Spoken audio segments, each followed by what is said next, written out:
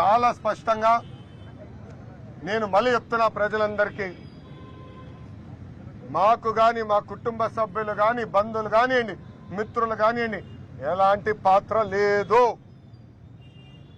చంద్రబాబు నాయుడు గారు 15 సంవత్సరాలు ముఖ్యమంత్రిగా ఉన్నప్పుడు ఒక్క రూపాయి అవినీతి చేయలేదు. మా ఆస్తులు మా ఐటీ రిటర్న్స్ అన్ని ప్రజల కోట్లు పెట్టినా మేము సిద్ధంగా ఉన్నాం. గతంలోనే అన్ని ఆస్తులు మేము చెప్పాం.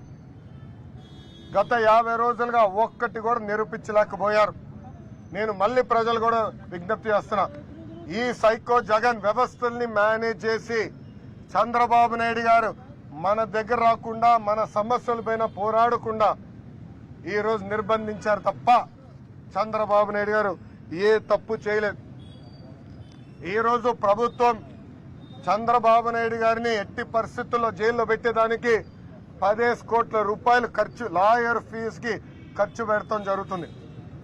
అదే శ్రద్ధ ఈరోజు ఆంధ్ర రాష్ట్రంలో 32 లక్షల ఎకరాల్లో పంట నష్టం జరిగింది. ఈరోజు ఎక్కడ చూసినా కరువు ఉంది. పంట ఎండిపోయింది.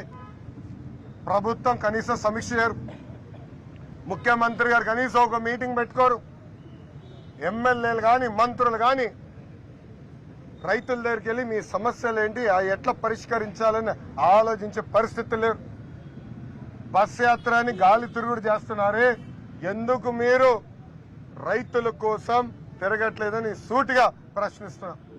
ఇంకో పక్కన నిరుద్యోగ సమస్యతో యువత చాలా ఇబ్బంది పడుతుంది. దాని గురించి పట్టించుకోరు. నిత్యావసర సరుకుల ధరలు పెరిగినాయి, దాని గురించి పట్టించుకోరు.